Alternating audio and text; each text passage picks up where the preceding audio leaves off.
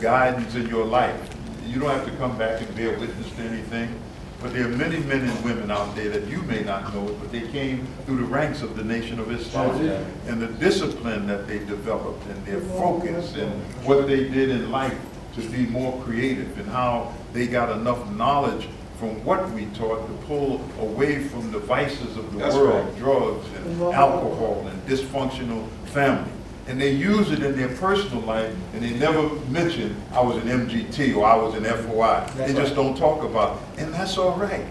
You don't have to go on no guilt trip about it. You know, I used to be there, but I'm not doing it. That's your personal business. That's right. That's right. But what we want you to do is at least master the things that will keep you away from what white folks have taught us and trained us to be in America. Go ahead. So I want to just say that That's so right. we can make a difference. That's my subject. And I want to start, this is about Malcolm. I was 18 years old, and I was trying to get those brothers to go to the mosque with me. And I'll never forget one brother who said to me, his name was Billy, and he said to me, look, they used to call me Junior or Larry. They said, look, that Muslim thing, that's your thing, but it don't have to be our thing. I was so fired up, I thought that everybody would get involved. Yes, and I'll never forget that at Milt Jackson, I used to go to his, this is for the Over the Hill game. Milt Jackson is a vibe player. And he had a house in Hollis, Queens. And I used to go to his house because, you know, Milt had, forgive me for talking about this, but Milt, may God bless him, he's gone, and may God bless his beautiful daughter. Milt used to have a brother, Manny, that was our age, and we would go uptown to buy, they smoked reefer. Dizzy Gillespie could not smoke reefer at home, so he came to Milt's house. But our job was, and for the young people, see, you think that you're doing something new. This stuff is as old as it gets. And I remember I was at Milt's house and I was cleaning the seeds out, and he said, "Yo, keep all of that, I don't like seeds." And those who know what I'm talking about.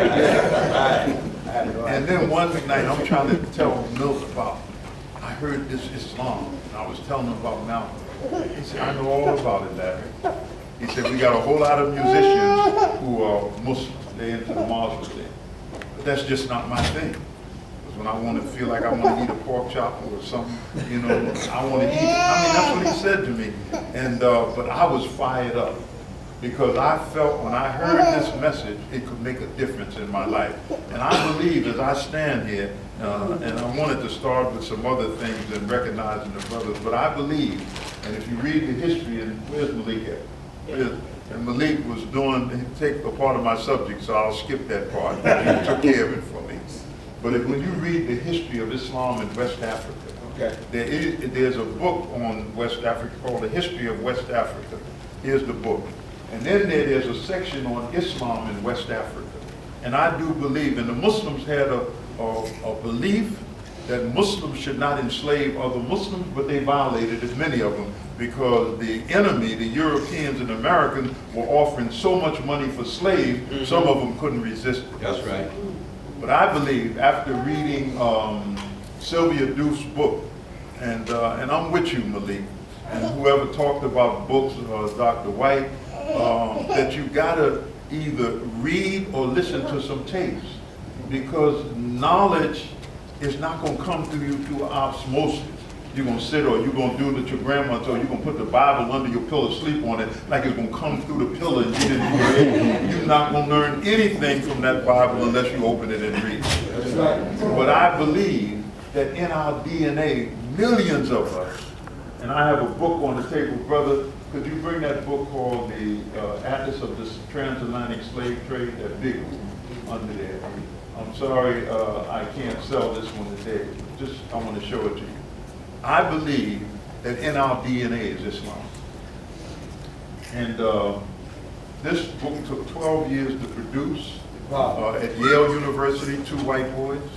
And I was amazed. It was a $50 book, so the average Negro is not going to pay $50 for no book. You know what I'm saying? Well, let me see if I can get it at Amazon or somewhere.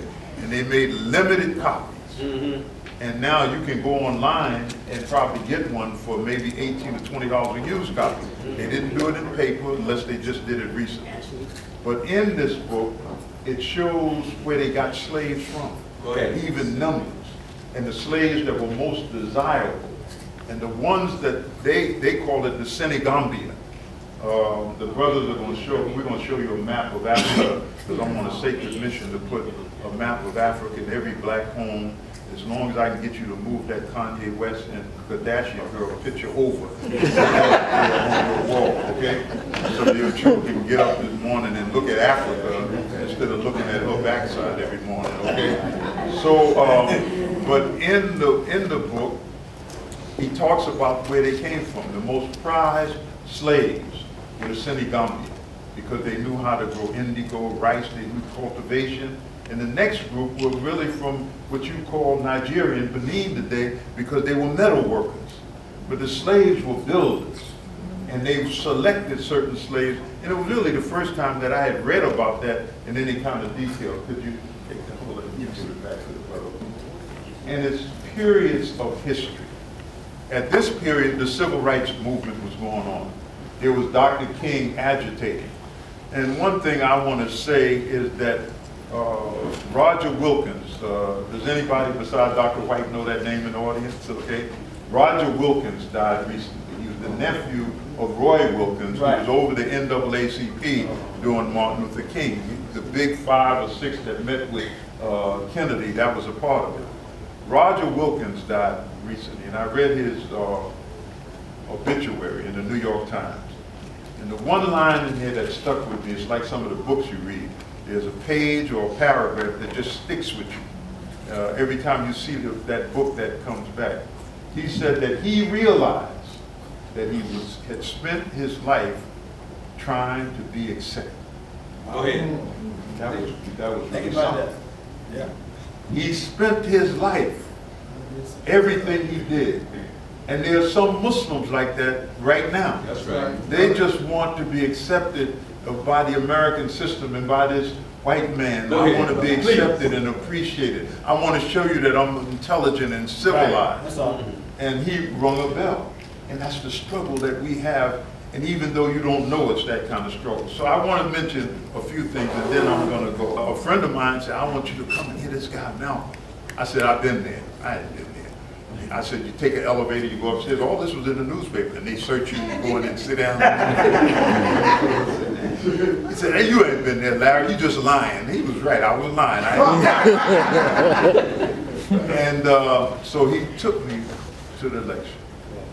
And that's how I heard it, but I wasn't looking for no Islam. I wasn't saying I want to go, I want to be a Muslim.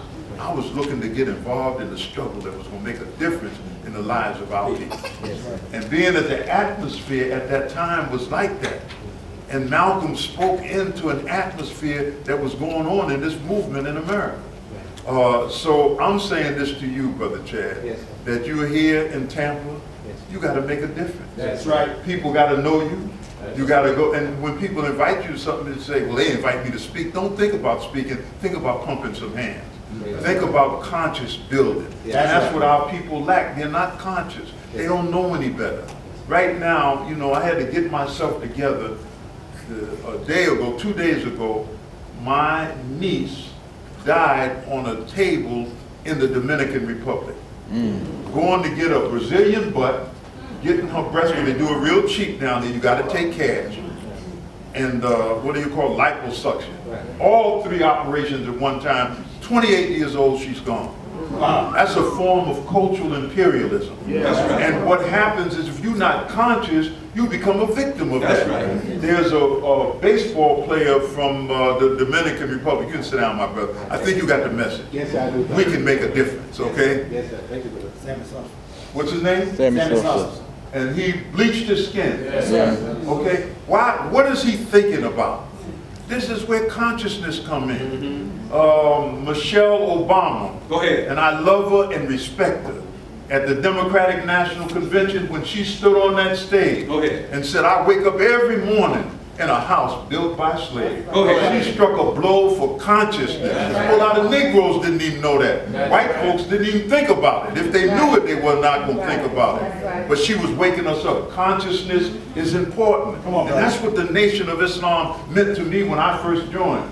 Names like J.A. Rogers. I didn't know who J.A. Rogers was. Paul Robeson. And they were talking about that in the mosque. But it was bringing consciousness.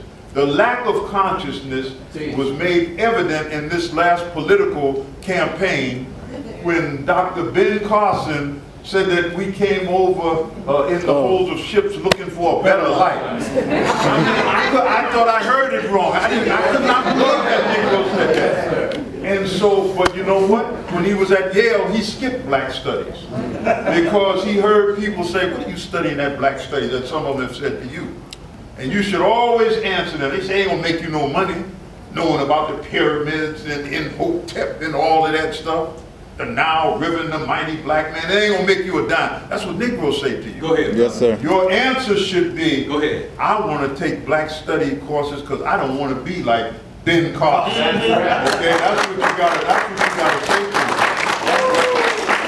So, I came to the mosque. How did Malcolm pack that mosque? 400 to 800, some Sundays we had 800 people. Packed.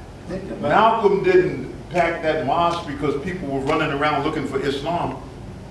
Malcolm used the tools that the Honorable Elijah Muhammad gave him in a time of struggle of our people. Everybody was searching for which way they would go. That's right. I have a book, and I just want to mention it to you. I only have one copy, but this is Mike Wallace. Close Encounters, he calls it. I think he did it, I believe, in 84. In here, there's a whole section about the Nation of Islam. Now, most people wouldn't even never see it, because number one, Negroes ain't go to the store and look at Mike Wallace and buy a book. How many know who Mike Wallace is? How many never heard the name Mike Wallace? Never heard it. It's all right. It's all right. Okay. Mike Wallace is the man that produced for Channel 13 in New York the first documentary on the Nation of Islam called The Hate That Hate Produced. Okay? And through that particular documentary that showed on television in New York, it swept across the country. People attacked him for doing it and so forth, but it was still a black man named Louis Lomax. And I would hope that those who love literature, and if you don't do anything else and you don't preach, there's a little book put out by Holloway Press in California, the one that writes the books on Iceberg Slim and Don Bowens and so forth. There's a book called To Kill a Black Man. Before Louis Lomax was killed in an auto accident in New Mexico, he wrote this book. The book is about Malcolm X and Martin Luther King. Yeah. Wow. It's called To Kill a Black Man. But he captures the essence of it, the struggle. The struggle wasn't about King just preaching Christ. The struggle wasn't about Malcolm just preaching Allah, but there was a combination, tapping the core of what we were suffering from, and that's the lack of identity and love for ourselves. The hatred of self. Those that I think about these young sisters, and it's a twofold thing. When I had to calm my nephew down. They're screaming. They couldn't believe it that she would go down there. But this is a part of this cultural imperialism. Yeah. And many of us are victims of it and we don't know it. That's right. I mean, the sisters still bleaching their skin. I watched it in Africa, a baseball player. I have a picture in a magazine of a before and after. I don't even know if they show it in America. And where he bleached his skin out. In India, Sammy Sosa, right? Yeah. And in India, they do that. The women bleach their skin. What is that about? I don't like the color that God gave me. God should have made me like these white folks. Because somewhere down in your heart, you must really love them and look to them.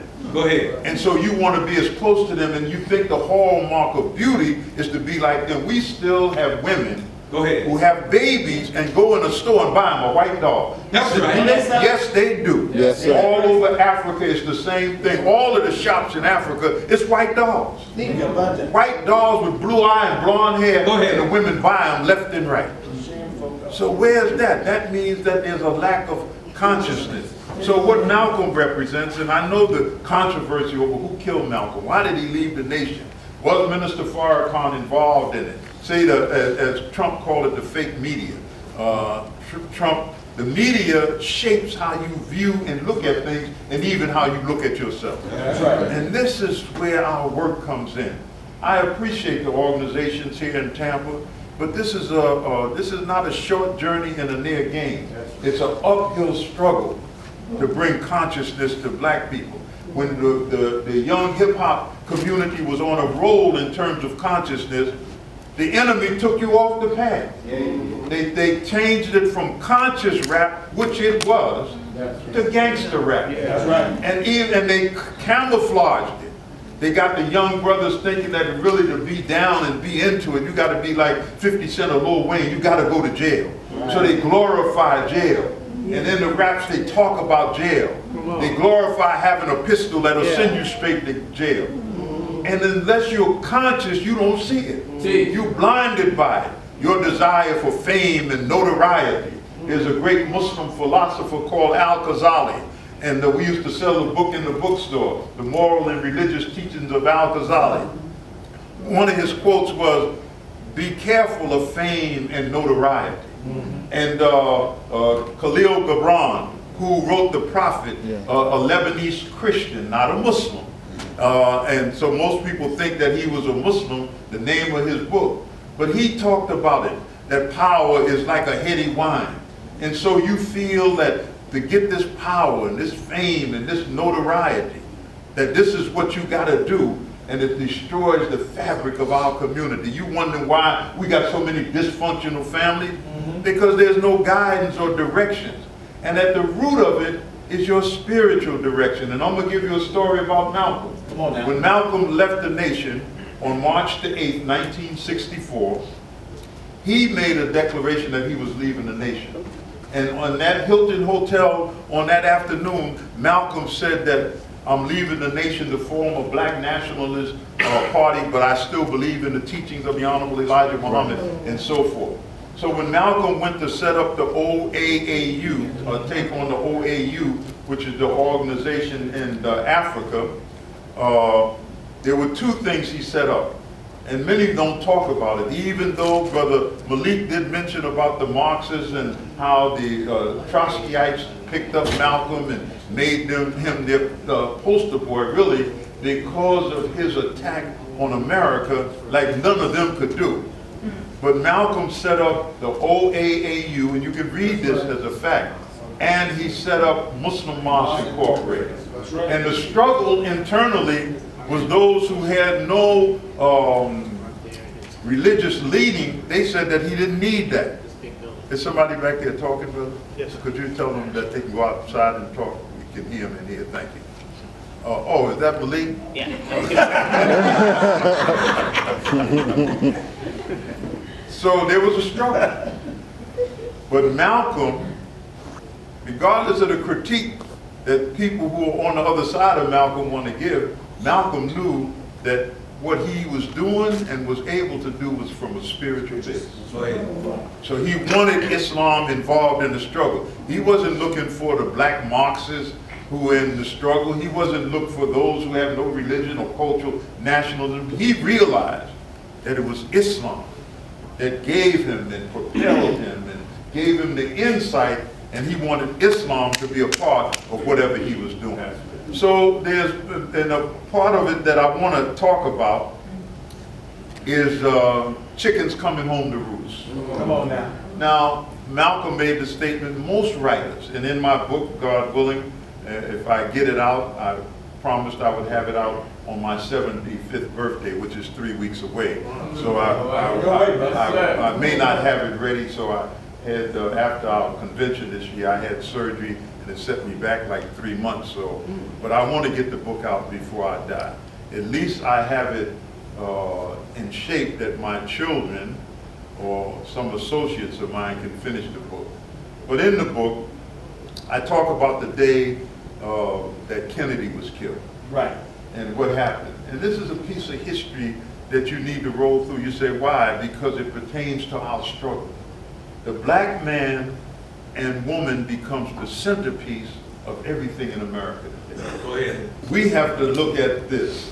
Malcolm, the Kennedy death, we had planned, and I'll never forget that September, we were in Philly. We had a big rally. The Honorable Elijah Muhammad spoke in Philly, September 1963. And Malcolm walked up and down the buses. New York had 18 buses because we knew how to pack them in. And Malcolm said, he was telling all of the New York brothers and sisters that the messenger agreed, he's coming to New York. And we were all excited. So we picked the day, December the 1st, 1963.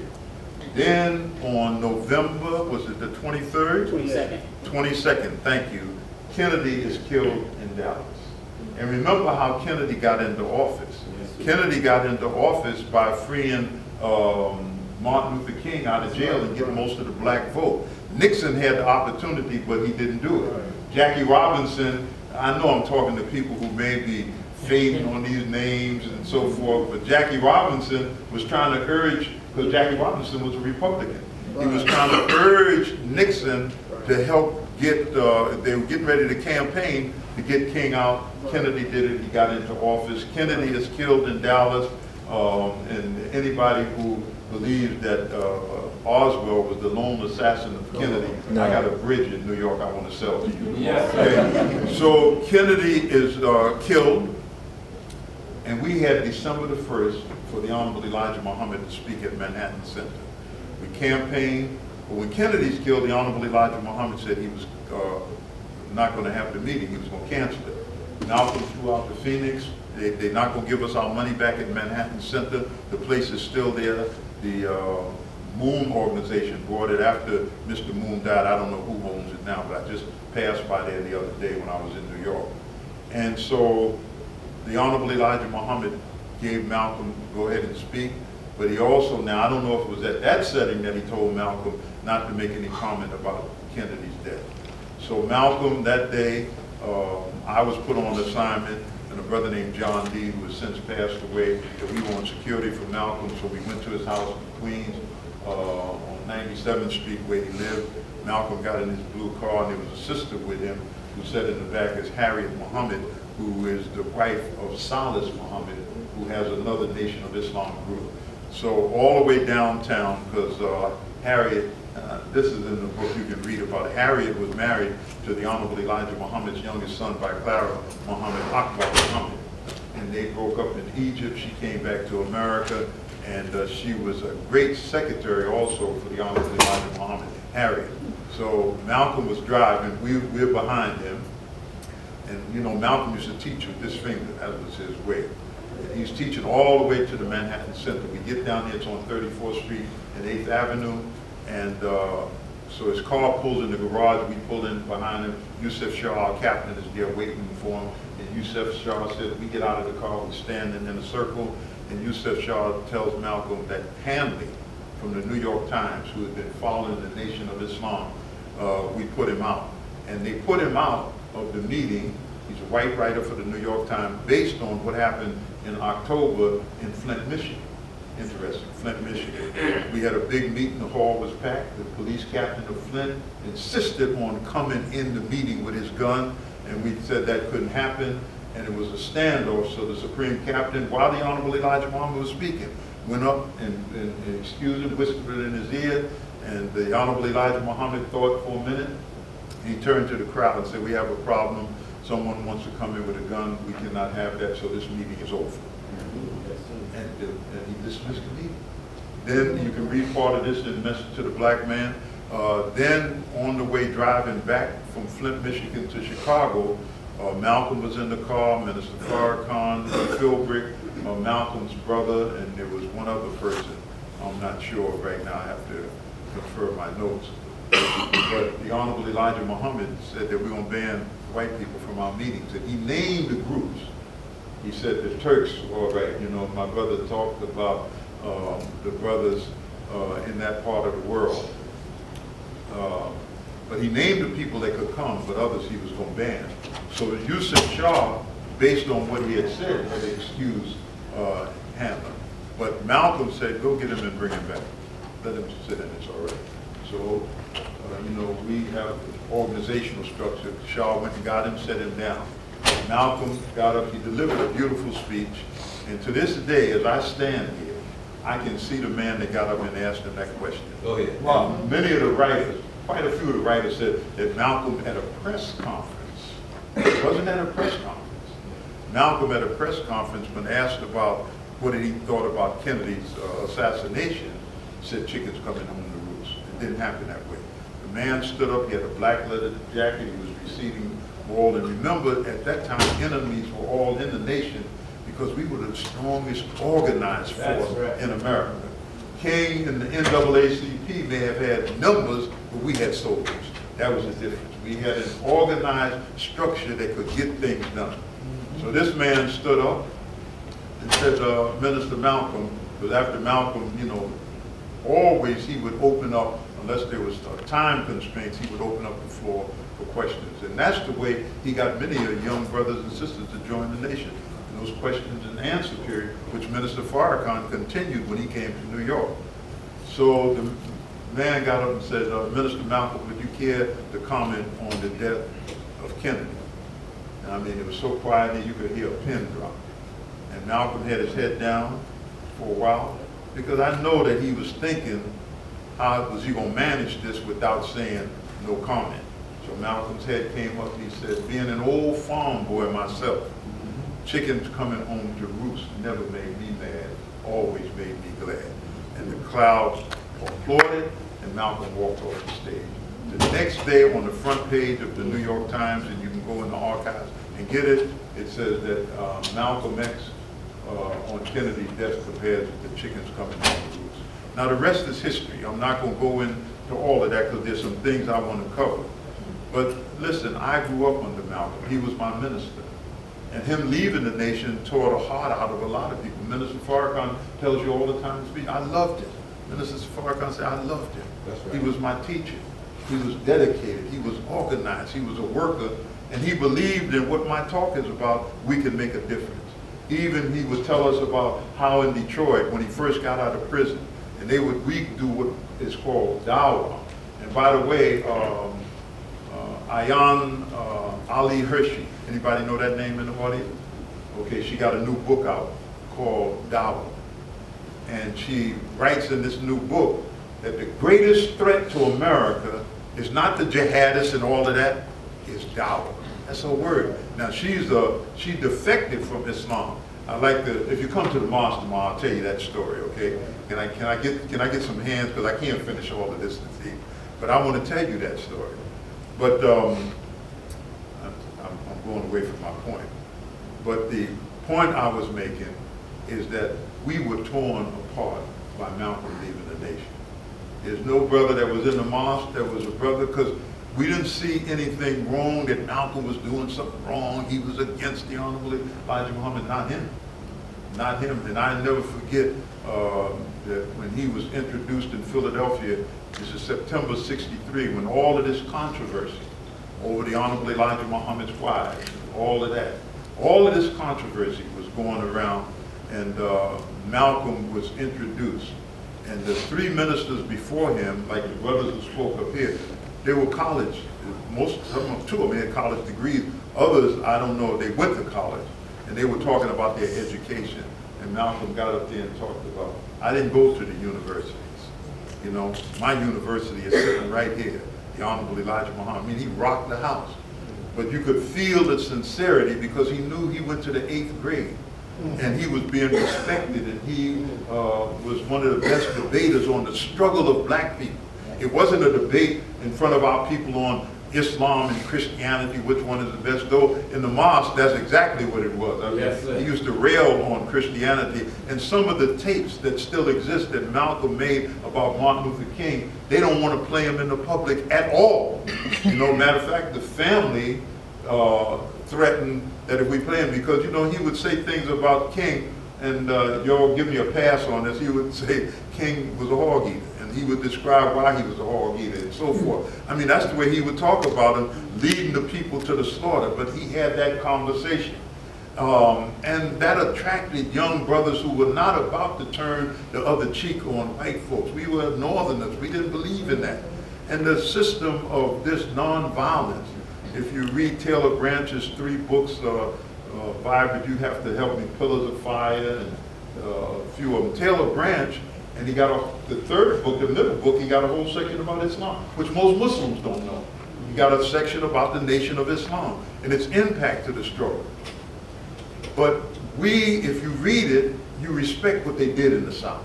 I never did respect it until I read it. The struggle in the South, how the young people got involved, how when the news media, how were we going to have the news media to shape it? It was James Bevel who said put the young people in the street, but he Right. never thought that they would beat them with clubs and put dogs on them and fire hose. They didn't think, because they didn't know the wickedness of those Southern people when it came to dealing with black people. So my point I'm making here is that we have to look at that in light of Malcolm.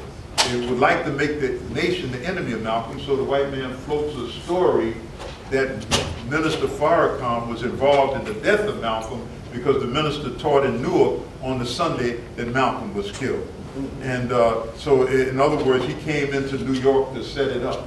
Yeah, there were some brothers who were out of the nation, but the brothers that they arrested, Norman and Thomas, I knew those brothers, I soldiered with them, and I can tell you as I stand here, they were not there.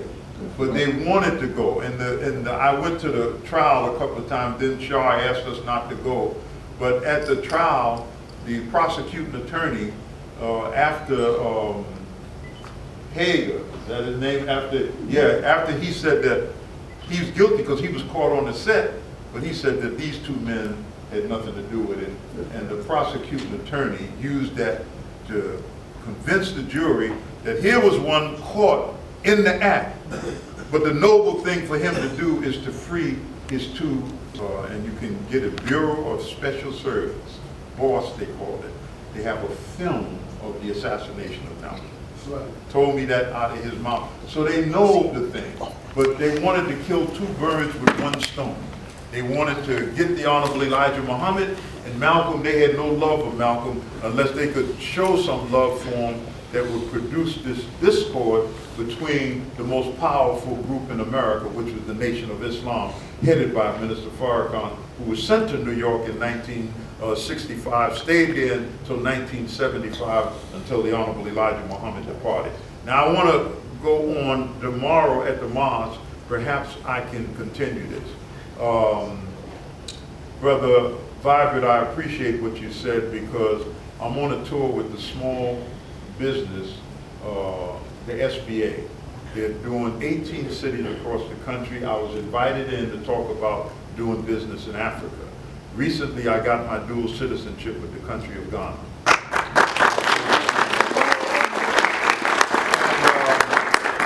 And it's open to us. I mean, you got to travel to Africa. You can't sit in America and feel it and say, I want dual citizenship. So, and I have a saying that I had in the business of taking people overseas: it's better to see Africa once than to hear about it 1,000 times. That's great. So, we're promoting how, if you got a small business, how to do business overseas. And then a little known fact that I just found out when I started this tour, that the SBA has a department that you can get a grant to travel overseas if you have a business. You have to have a registered business, and you have to have a business idea. But you say that, I'm using Ghana. Brother, could you get the map for me, the African map? Two brothers and man. The thing that he did with that book, that was the greatest thing, that he covered Malcolm's trips to Africa. He covered them in details like nobody else. Thank you very much, brother. Like nobody else. Now there's things that I disagree, because he made assumptions in the book, and they floated out on things that he was accusing Malcolm to be a homosexual. You ever hear any of that, man? Yeah. Okay. In both cases, remember Malcolm came out in the street. The man Lemon that he mentioned in the book, Malcolm was trying to use him to help get out of prison. And there was another one, I think his name was Gordon, Brother Vibrant. It was called Malcolm X. That's right. Okay. And he hinted at something like that in his book. But I'm going to show you how they destroy leaders. When I was in the bookstore, we were selling a book called The Confessions of Nat Turner by William Styron. And what people didn't know, it was a historical novel. It wasn't an actual fact on Nat Turner. And it shows you the mindset in it. It accused Nat Turner of being a homosexual. Now here's one of your strugglers, a slave who rebelled against the master, burned plantation and killed white folks. Okay, he said God told him to do it, okay? And so he did that, but they want to twist him. And this is why when you go into history and help your children, And you gotta be a good storyteller. Sometimes the child won't read, but you can tell these stories. You gotta tell stories about the struggle of the slaves, that all of the slaves weren't docile slaves on the plantation. And I have to give Vopa, I think his name is, the man who did Roots. He did the first Roots. And Roots woke up America. Then he did the second one that played last year, and I hope that you saw it, because it was better. And the part of it that was the best was that he showed the training of a Mandinka warrior. How many saw National Geographic Roots film? I mean, it was a good piece. I looked at both of them. I can remember them clearly, and being that one thing that in history, if you can walk through the places where history took place, Brother Vibrant, that's what's beautiful about you taking your son around. Because there's places where history took place. You know about it. And if you walk through it and you talk about it, the person that brought that out in the book called Veil is William Casey. William Casey said that my passion for history is to go to the spot where history was made and stand there and talk about it. And you'll be surprised how that will enhance you. But in that second one, he took a longer time to show the lifestyle in West Africa, in the Gambia area, you know, the Gambia River, Jufri, where he came from. Okay, thank you. That was my note that I may be running over time. No, but it was about question and answer. But in that, I just want to finish this part that I think is most important. He showed that the Mandinka warrior, Kunta Kinte, who they wanted to change his name to what? Toby. Toby comes from Tobias. That's a Christian name, okay? And they beat him, and he wouldn't cry. You remember Fiddler, was it Fiddler or the other one? Said, cry out. That's where they're saying, if he hollers, let him go. But the Mandinka warrior, only women cry when they're delivering a baby. But the men do not cry when they're in pain. And so he had to teach him that lesson. But look how he defied. And it was a lesson that you could use to teach your children. That's how we got these English names. They forced them on us. We are Africans. We have African names. We have an African language. They stopped us from speaking our language. That's right. They denied us to learn how to swim. That's why we weren't all this swimming. Because they made it against the law to teach a slave to swim, because the dogs couldn't track a slave who ran away if he could swim. But they didn't want you to swim. Then they denied you of the drum. See, you take your son, this is raising your son and daughter in consciousness. And the way that some of the brothers in America beat drums, you think they went to Africa for lessons. But it's in their DNA, it's in them. But the white men didn't want you to beat drums. And I defy the Salafi Muslims who talk about no drum. They beat drums in Saudi Arabia.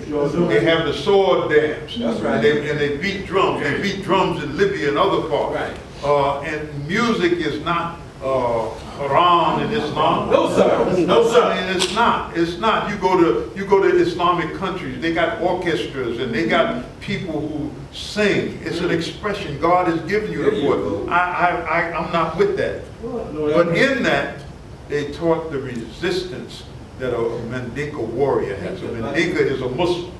And they always were trying to escape. If you look at it, Kunta Kinte was always trying to escape until they cut off his foot and he couldn't run. But when he was a young training warrior, they taught him how to run. And you see in that picture, and I think that the man who wrote the second part, he did the first one. But let me close on how he did it. He took and set his young children down to look at the first one. And they couldn't engage. He said, something's wrong. Something's wrong. So he remade it. But they put it on History Channel, not a major network, where only people who can turn away from some of the other madness that you look at and go to a History Channel and learn something. Those are the people that saw it. Henry Louis Gates. And I know there's a controversy. I mean, we have a controversy going from when we met him in Ethiopia when the minister was on tour, and the article that he wrote for the New Yorker magazine, you could get it and see it, and the minister treated him very well, and he wrote that terrible article, and then the brothers allowed him to film the people checking, and he put that in his picture. But he had to regain himself, and he did it recently in African Civilization. How many saw it? I mean, it's excellent. Now, I know there was a meeting in New York with the black scholars denouncing Henry Louis Gates, because he does have a set of problems, you know. You don't always want to be accepted. Fighting to be accepted.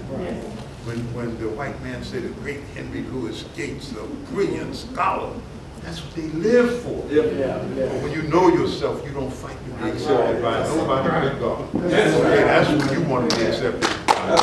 So here's what we have. They showed the resistance of a warrior. Then they showed the family. And one part in it, and those who saw it and you remember, one of the slaves who was a shoe, what do you call it? Copper. No, make the shoe horns, the horns for the blacksmith. Yeah. The one that was the blacksmith, he had his family, and when the rebellion was starting and the Civil War was cranking up, they came to him to help, join them so they could free some slaves, and he rejected it. He rejected it because he said, I got my family, the master treats me good here and so forth. He rejected it. Until one night he was working overtime, you know, like Negroes do, trying to get a brownie point from white folks. And he was working overtime, and 3 of the overseers came in and raped his wife while he was out there working, and that brought him to consciousness. He joined the rebellion with the other ones, and he worked on their behalf in order to try to free some slaves. So I'm just giving you this, and you have to help the children. The conscious community is not producing babies. When I go to their meetings, I was one in New York last week, and it was all the elders. I mean, we were all glad to see each other, Dr. Leonard Jeffries and all of them there, but we don't have no babies. And that's our future. You gotta get those sons and those daughters. Even if there's a disconnect in your family, you broke up with the sister who had the first few babies with you and you remarried, but you gotta go back to them. And you got to go back and show them the things that are important. And when you talk to them about the future of black men and women. So I thank Allah that these years, my 57 years in the Nation of Islam, and I don't want to become battle fatigued, worn out, and try to seek a place where white folks will accept me. I want to help strike a blow for the liberation struggle of our people and bring them to a spiritual understanding.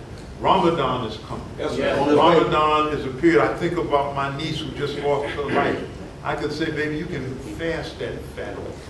You can fast it off. You got to eat right. They make all of these fast food places, and because of the pressure of work and time and babies, you go in there. And even during Ramadan, I tell the believers on the prayer line, I said, even if you're going to eat some fast food to break your fast, then sit down at a table. Not driving in your car with a hamburger in your mouth. Give me some of them chips and drinking and driving, and children all eating. I mean, that's savage. And one thing in the book on the history of Islam in West Africa, it said it brought a level of civilization to the people because there are things that we do that are savage. But all of those foods blowing us up, that you know they blow and inject the chickens that you eat in the beef and all of that. Now, one of them is saying we only serve fresh beef now because the word is out. And it's reflected in our sides of our children. Look how big they are. That's right, brother. And so we have the responsibility. So I'm going to ask God to bless me to write an article. I want to send it to the minister to look it over about my niece and how she left America, cash money, they don't take credit cards down there, to pay to reduce her weight and get a, what they call Brazilian butt. I mean, sisters, I mean, talk to your sisters. You married, you got children and wife, what do you need a Brazilian butt? You want some man to look at your behind and it's got to be just right so he can look at that? Or you want your breast pumped up? I think you read enough about these breast implantments and whatnot. But they're doing it, you know nothing about it. Google on there women that died in the Democratic Republic or other countries going there to get these implants. I know you don't try to enhance what God has given you if you know that you're overweight and you know need some help. then learn a discipline from the Muslims. That's right. And one of the greatest disciplines you have is this 30-day fast. That's right, brother. Because it tests your discipline on not eating anything from sun up to sundown. And when you go to the table, if you have some friends who speak Spanish, give them a gift. You say, we're fasting during Ramadan, but here's a Holy Quran, our book in Spanish. I take them all over the country wherever I go. And the minister took some to Cuba. Those 2 boxes went like that, unbelievable. Now they're building a big mosque in the heart of Havana. Conservative college, don't cook. I mean, they go in at a certain time, and there's certain things. I mean, very good. My daughter graduated from there. Amen. She was Wildcat. okay, and so what I'm saying is that we have enough educators that we have to set up a system that speaks to the needs of black people. That's the way I would answer that. Brother Larry, you want to add anything to that? Well, I was at a meeting in St. Pete this past week, earlier this week, and we brought up the issue of independent schools, and we've been talking about it for a long time, but the talk has to end. And so myself and Brother Malik and Sister Saba, who left out, we're organizing, we've already started the process of creating an independent school here, and we're looking at the needs and strategizing. So we've already started the process. And we also want to inform our people here in Florida, we're actually better off than most places because Florida has the voucher system that they're trying to do nationwide, which gives the families, especially low-income families, the ability to take their public money and go to a private school. So once we complete this process and we're getting off the ground this summer into the fall, then you can bring your children to our schools. And so this is what we're moving towards, and there are other people out there who are trying to do the same thing. So we're going to create a support system and network to help our people throughout the community start their own schools, because there are several of us who either have a school or we're trying to do the same thing. So we want to pool our resources and work together to do this. So if you're interested in bringing your children to our school, or if you're interested in working with us to establish a private system, and eventually we may get involved with charters. I've been involved with charters in the past. Then talk to me, let me know afterwards. Okay? All right.